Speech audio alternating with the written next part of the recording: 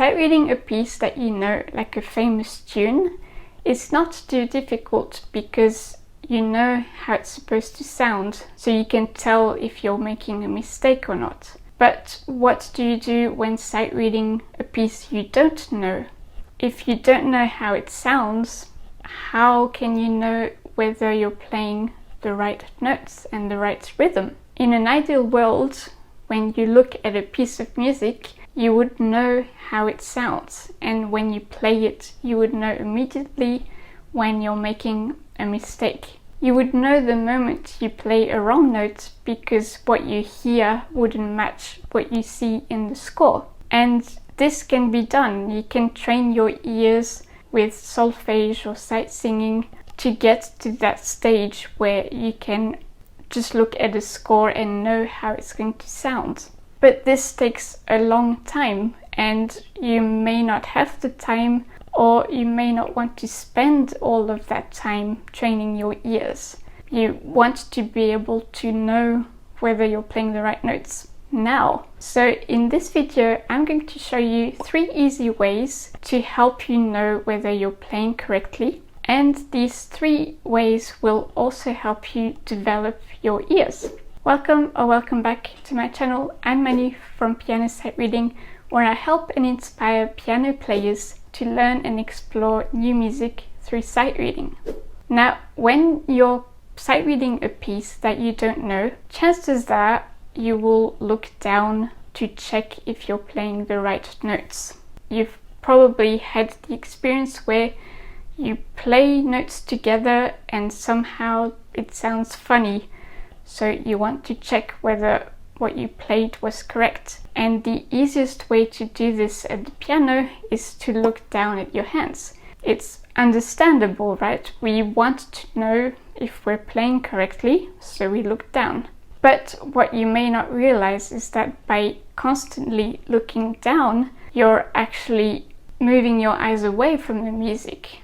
And so you stop the music, you're stopping the flow of the music. And when you look down, you can't read ahead because you're looking at your hands.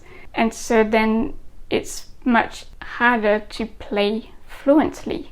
You want to be able to keep your eyes on the music and read ahead. And the more you train yourself to keep your eyes on the music, the better you will get at playing by feel and developing your ears. Your ears will guide you. Because if you get into the habit of always looking down, then that's what you will do automatically, and then this habit will become really hard to break. And playing by feel, so playing without looking down, a lot of it comes down to trusting yourself. So firstly, trusting your fingers, trusting that the fingers will hit the right notes without you looking down. And the proof is that if I were to ask you now to wiggle the index finger of your right hand without looking, would you be able to do it? You would, right? And how confident are you that you are wiggling the right finger? Super confident, right? So you want to develop this same level of confidence when you play at the piano. You want to know that the right fingers will hit the right notes. But to develop this level of confidence I was just mentioning, you have to give yourself the chance to develop this skill. And the only way to develop this skill is by not looking down. It's like learning how to touch type. If you've ever learned how to touch type, the only way to get better at touch typing is to practice typing without looking at your fingers. Well, the same is true with playing the piano. You have to practice playing the piano without looking down. Well, then the difficulty is how can you play something that you don't know, so you don't know how it sounds, and how can you play it without looking down at your hands? How can you know for sure that you're playing the right notes? What I recommend is that you practice sight reading by playing along to either a recording or an audio track, and to use your ears to pick up on any mistakes. And thanks to today's technology, you can easily do this. Let me show you. The first way would be to use YouTube. So you could type in the title of the piece you're sight reading. So let's take something you might not know, like a Diabelis Matina. Let's say this one. And if you can, try to pick a professional recording, ideally just with the audio, because otherwise you might get distracted. And try to stay away from piano tutorials. So we're just here to listen to the recording. So let's pick this first one.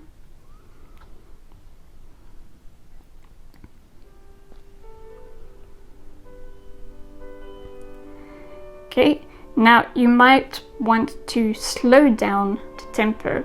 Might be too fast to sight read to. So what you can do is click on the cogwheel icon and then click on playback speed, and then here anything that's below 1 will be slower. So the slowest in these settings is 0.25, and it sounds like this.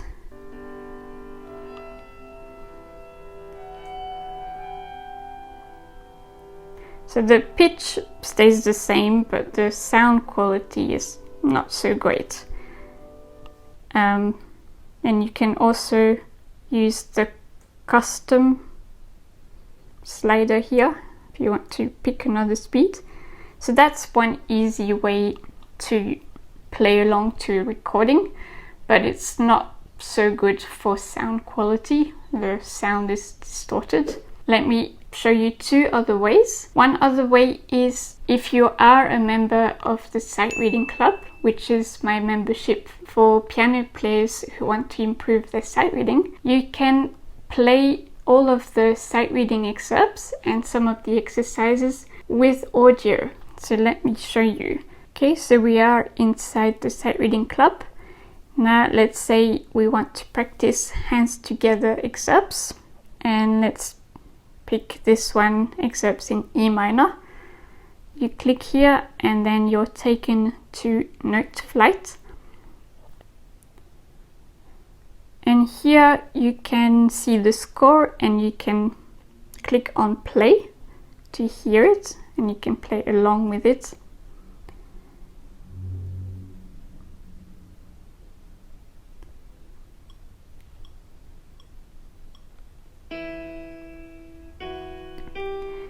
And you can slide this to the left to make it slower. The slowest is 50%, and you can start from any bar. And what's good is that the sound is not distorted. So that is one way to play along to an audio track and to change the speed as you wish. Another great option is to use the Play Score 2 app. It's a sheet music scanning app that you can use both on iOS and Android devices, and it's very easy to use. All you need to do is go into the app and then go to the camera icon and take a photo, and just make sure that it has enough light, and then it will immediately translate it as an audio file. And it's very accurate. It will have all the right pitch, the rhythm. It will also include all the accidentals, all the sharps and flats in the key signature. It will even play the dynamics for you, the articulation, pedal marking, etc. So it's a really great way to play along to scores. And what's really cool as well is that you can change the tempo by sliding the cursor here, and you can have it count you in. So this is with 1 bar in.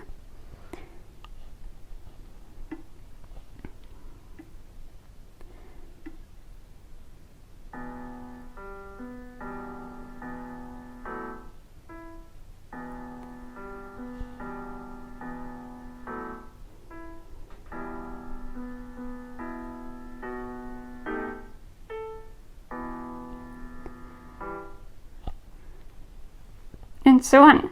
So that's a really easy way to just take any piece of music and immediately get an audio from it. Now, if you don't happen to have an iPad, you could always use a phone, take a photo with the app, and then use the audio on your phone to play along with it. So you would play with the sheet music, whether it's printed or on your laptop, for example, but you would have the audio on your phone. So you don't need to have an iPad, although it is easier to have on an iPad. And you can also import PDF inside the app. So if you are someone who likes to download sheet music from IMSLP, you can import these directly into the app and you will get the audio file immediately. Now, for this feature, you would need to get a subscription, monthly or annual, but you can also just take a photo of the PDF. That is always an option, and then you don't have to pay.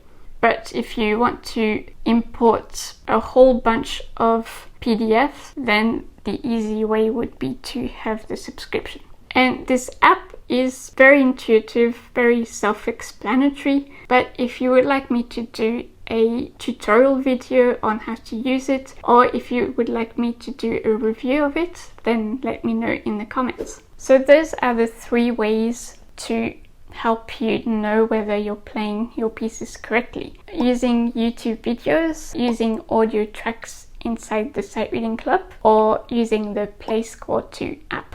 Now, you may be wondering, what about apps like Simply Piano or Flowkey? Aren't those useful? Because, you know, with those apps, they can detect all of your mistakes in real time. Well, yes, it's useful, but the danger is that if you rely too much on these apps, then you don't have any more reasons to listen to yourself and evaluate your own playing. You would let the app do all the work for you and detect all the mistakes, when you could use your ears, develop your ears to detect the mistakes. So I would only use this type of technology as a checkup to see, you know, how well you did overall, but I wouldn't use it to practice. So I hope this video was useful. Check out the links in the description for more information on the Sight Reading Club and also on the Play Score 2 app. Let me know in the comments if you know of any other resources that you can play along with. Thanks for watching, and I will see you in the next video. Go and keep exploring.